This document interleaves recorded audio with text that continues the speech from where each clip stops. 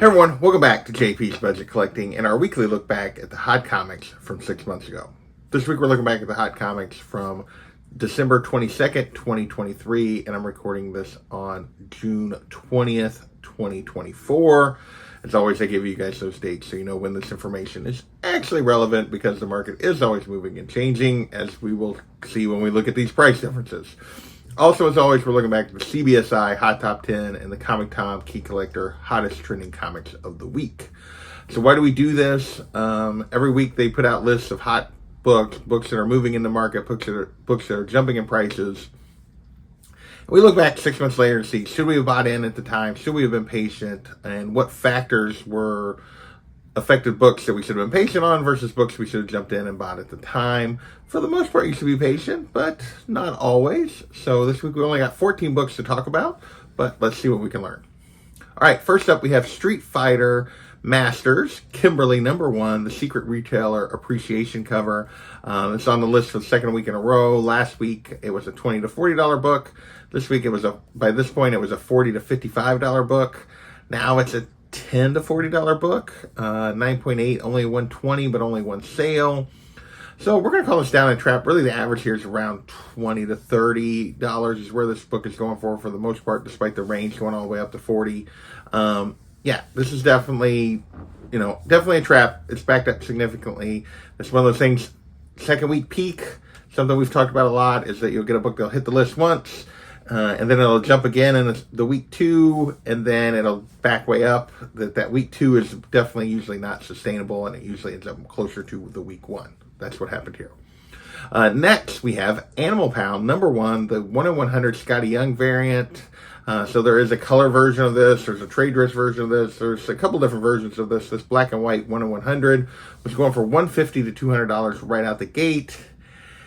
And there was a lot of hype around Animal Pound. None of that is sustained. It's now a $30 to $50 book. 9.8, only one sale, went for $85, which is less than half of what the raw copies were going for 6 months ago. Yeah, this is a dumpster fire of epic proportions. Definitely not a book that you should have been chasing, as it turned out. All right, next we have Superman #9, the 1/25 Nathan Shirty cover. Back then this was only going for $25 to $50, so basically between ratio and double ratio, usually not a great sign. Usually means that book's going to be under ratio for the most part. This one, basically, there are a few sales under ratio, but it's mostly right where it was at. It's a $10 to $55 book now, but most of the sales are like $25 to $40 kind of thing. We're going to call it steady in and I'll be back. 9.8, only $85 to $100 on this one. So this is still pretty affordable, basically right around that ratio number. Still pretty cool color. Pretty cool cover if you like this character. So next we have Justice League versus Godzilla versus Kong #1, the second print Bjorn Barron's just regular second print. This one was going for $10 to $20, $5 to $30 now. So basically there's a couple sales higher than what it was, a couple sales lower. We're gonna call it steady and worth it, because for the most part it's right in that range of where it was at the time previously. Pretty cool cover, but yeah, this series still drawing a little bit of interest. People are still chasing these books, at least for a little bit of value. Next, we have Justice League versus Godzilla versus Kong #1, the first print A cover. So, and this was specifically, they were talking about, it was going for $5 for the most part. A lot of sales, going for $5, but early 9.8 sale went for $158. That's why they put it on the list, was because of that big 9.8 sales. And now it's still a $5 to $15 book, maybe even slightly up a little bit on the raw side, but it's a $40 to $60 book on a 9.8. It is a dumpster fire on that 9.8. It's come crashing back down. There was no reason to have chased this book. Those early 9.8s, so something we've talked about. It tends to be when a new book comes out that people are chasing. The early 9.8s tend to go for a pretty high premium that usually doesn't quite sustain. All right, next, we're going to move into Beneath the Trees, Where Nobody Sees, for like the 4th time at this point. It's been on the list, or was on the list. At this point, it was still a $20 to $30 book, which was up. It was like a $10 to $20 book last week. It's jumped up to a $20 to $30 book by this point. 9.8s back then were $85 to $150. Again, had some high-end 9.8 sales. Now it's a $40 to $60 book, so it's still up compared to 6 months ago, even by the fourth time it was on the list. 9.8s right now, 130 to 150, so we're going to call this up in straight cash, even though the 9.8s are still sitting on the upper end of what they were back then. The raw copies are definitely up and have been straight cash. All right, next we got Batman Harley Quinn #1 from 1999, the first appearance of Harley in DC continuity.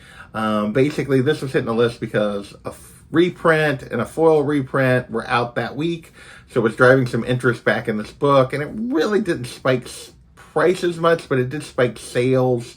Raw copies back then were $75 on average. 9.8 hit 600. Now it's a $40 to $200 book raw. This is a very condition sensitive book in terms of this black cover and everything else. 9.8, $450 to $550, so maybe a slight step back overall here. Raw copies, basically, there was a couple of sales up around 200, but most of the sales were like under 100. That 75 was probably pretty close to the average, discounting a couple of really nice copies that went for really high money. But yeah, $450, $550. So we're going to call this a down, and I'll be back. Taking a slight step back overall on this particular book, but a great book still.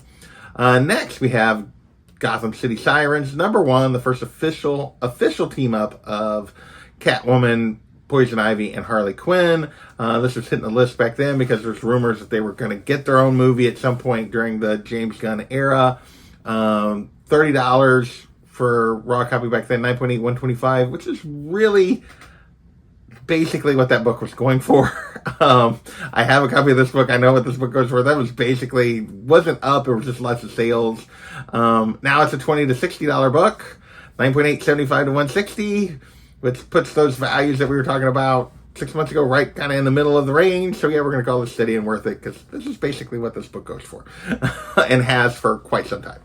All right, with that, we got Omega Man #3, first appearance of Lobo. Again, this was Jason Momoa rumors that he was going to take over as Lobo now that Aquaman was done. $50 to $85 back then for raw copies. 9.8, $335 to $350. Now it's a $30 to $80 book. 9.8, $300 to $360.